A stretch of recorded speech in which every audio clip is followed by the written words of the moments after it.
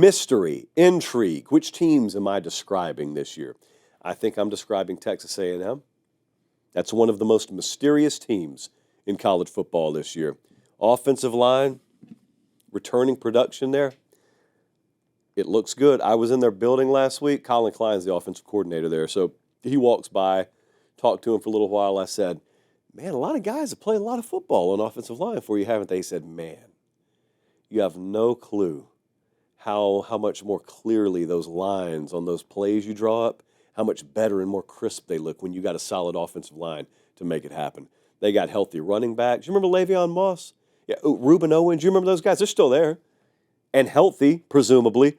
If Marcel Reed at the quarterback position, if he even just does an average elevation job in terms of development, could be a good team. They're set up for success offensively.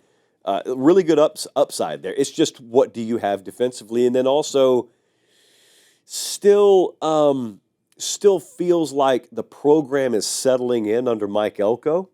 So like, is year 2 the year that happens? Is year 3 the year that happens? Does it happen? That's a mystery team. That's why they're in the segment right now. Utah, I mentioned this at the beginning. It's a paper thump. Utah went 5-7 last year. That's the first losing season they've had since 2013. Kyle Whittingham is so good. When you are in the situation they are, which is they don't recruit at a high level, they go after a different kind of kid. They trust their eval and development so much that they don't even bother really going after 4- and 5-star guys. They get a few of them, but they're not a top 20, top 25 recruiting program. That should mean every now and then you have a down year. They haven't. Just remarkable. So they finally did last year. 72% of their offensive production returns. I'm not sure what quarterback looks like there right now, but they had shake-up at the offensive coordinator spot.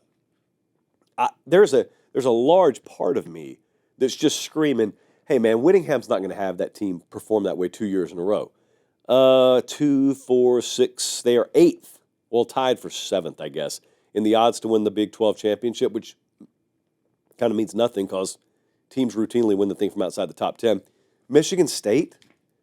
I mean, hey, quick timeout. Check and see if you're subscribed to the channel. If you're not, make sure you do. It's free. It doesn't obligate you or sign you up for anything. It just helps us keep the channel free.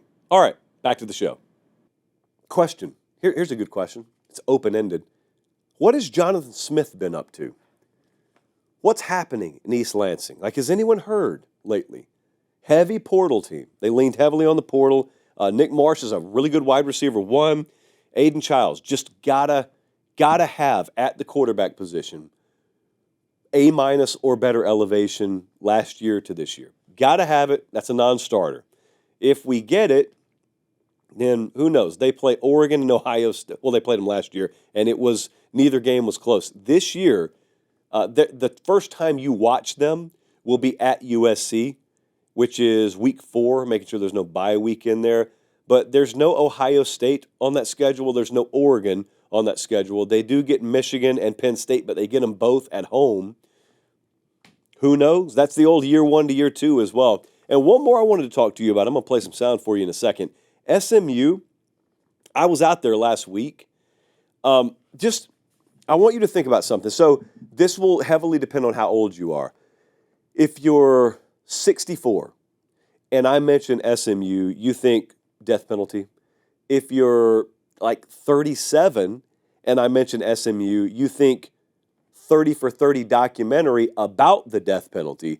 But if you're 18 or 19 years old, you don't really know that. You didn't really come from either of those eras. Consider for a second, if you're 64 or you're 37, think about what an 18-year-old's idea of SMU is right now. So I was in Dallas last week, and Colin's about to play for you a clip. The entire interview is on our channel right now. Really, really good. I'm telling you, I don't care if you're an SMU fan or not. You ought to go listen to this. Here's a small bit of it, and here's Rhett Lashley kind of alluding to and talking about what I just mentioned. SMU, for your dad's and your granddad's generation, is in a place that probably they told you they'd never be again. Mm-hmm. And so, yeah, the playoff game, you make it, you lose, it's one and done. But at the same time, You ever just stop to think about where this program is now and how like impossible that would have seemed 1, 2, 3 decades ago? Yeah, it's hard to put into words. I'm getting chills here and you say all that.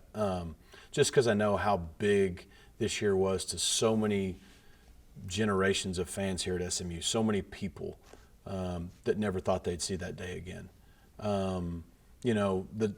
When that story happened, that's what's been talked about for 30 or 40 years. And that's kind of defined our program. We lost a generation of fans because of it, literally, because there wasn't a program for 2 years, and then for 2 decades it was 1 and 2 wins every year.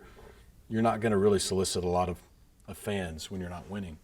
And so to have ourselves now where it's cool to go to SMU and we're filling the stadium and the city of Dallas is embracing us, and then to go out and kind of validate that by what we did in our first year in the ACC and making the playoff, to me it closes that chapter on SMU's history.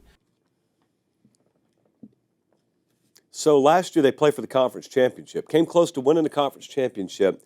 Natural question, what's the follow-up?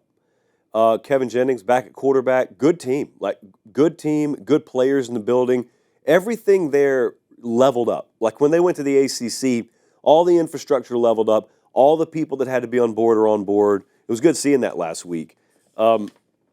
Just a mystery strictly because there's a lot of down from last year, and you can't go much higher than they got last year. And that'll be a really, really fun trip when they go to Clemson this year. October 18th, they got Miami at home. They got Louisville at home. So another really, really interesting team there. 43rd, we've got them in strength of schedule right now. They've got the 4th best odds to win the ACC over at FanDuel.